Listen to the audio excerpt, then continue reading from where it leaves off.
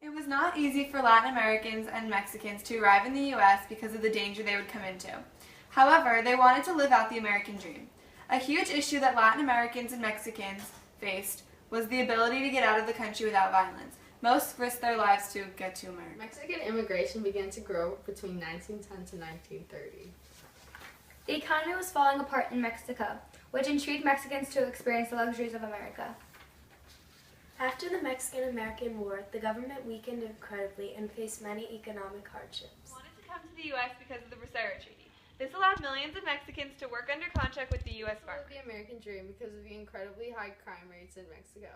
In the past 5 years, 47,500 people have been killed from drug-related crimes. I feared my life in Mexico and I wanted a new beginning. I was forced to move to America because of all the hazardous conditions of the climate in Mexico.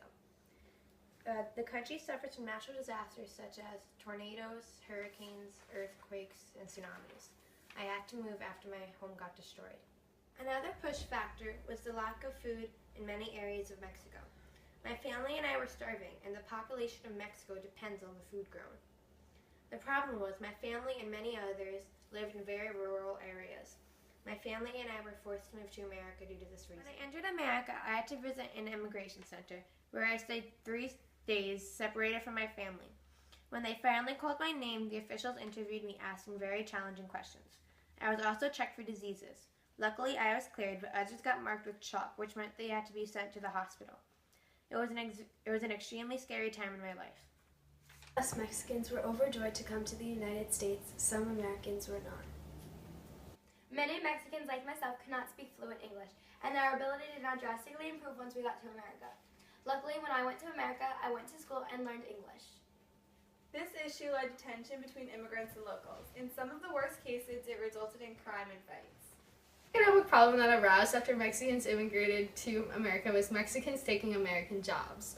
I, like most Mexicans, am used to getting low-paid jobs. In contrast, many Americans don't want these jobs.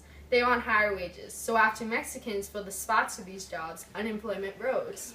This was upsetting to Americans because they felt that they should have the right to take the jobs before us Mexican immigrants. To America after the Treaty of Guadalupe in 1848. This treaty ended the Mexican-American War. During the time of this treaty, 82,500 Mexicans migrated to the United States. I migrated to Texas because it was near the border, so my father and I did not have to travel very far. I came into America in the year 1900 because my brothers were paid to build the railroad in Mexico, and it led my family north.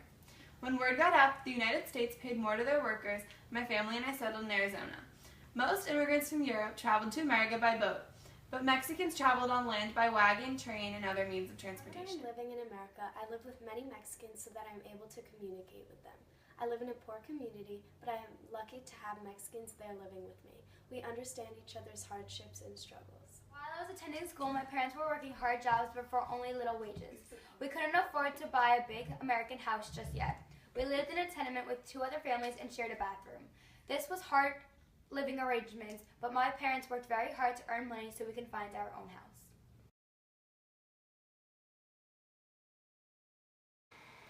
I got into the U.S. by using a temporary visa because I only came into America for a couple months. There are different types of visas. Some are temporary for tourists and students, and others let you stay for 3 to 6 months.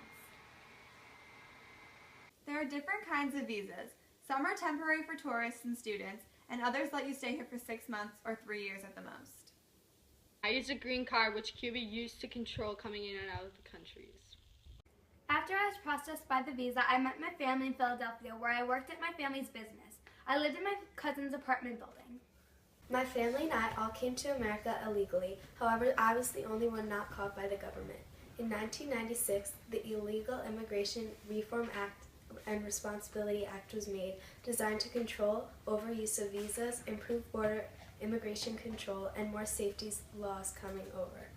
Americans thought too many Latinos in the United States would cause too many problems. Their fear was that the American culture would disappear. Unfortunately, I was the only person in my family who could make it to America. It was not easy coming from the violence in Colombia. I came to America from Cuba. At first, Cubans were not allowed into the United States. After Fidel Castro became the leader of Cuba in 1959, he made many unwanted changes. People came to the U.S. to get away from these changes, and were called boat people. The U.S. then came up with a plan to bring us here safely. We were airlifted in planes. First, skilled and educated immigrants were airlifted here. However, the poor and unskilled Cubans weren't wanted in the United States, so we stopped airlifting them. We were the only well-educated people in our family, so the rest of our family stayed home.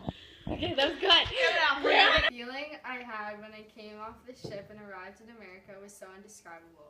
Finally, I would have the freedom I would have always dreamed of. Here, I would be getting an education and working for my money. I would be safe and could study religion I wished without being discriminated against. My family and I all came to America illegally. However, I was the only one not caught by the government.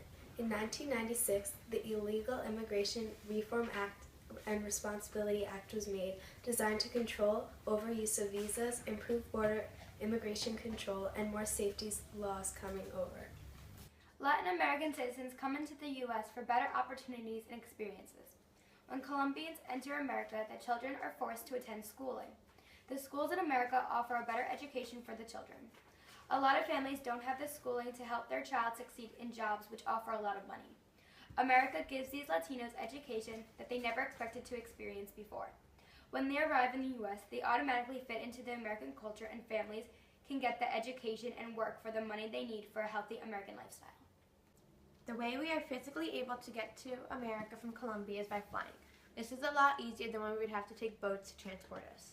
Immigrants have advanced the United States culture by introducing different customs and traditions, making our nation the melting pot it is today. By mixing our cultures, it introduces the people to new experiences and educational opportunities. Immigrants from across the world helped to boost our economy by purchasing products from small businesses. This helped our citizens support their families, and without them, many would starve.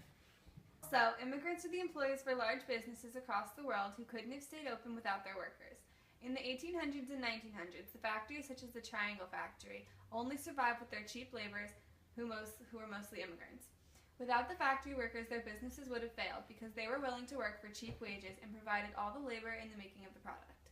Also, today, immigrants perform hundreds of different labor jobs that native-born Americans dislike, such as maids, butchers, gardeners, taxi drivers, and more. This also provided money for large corporations.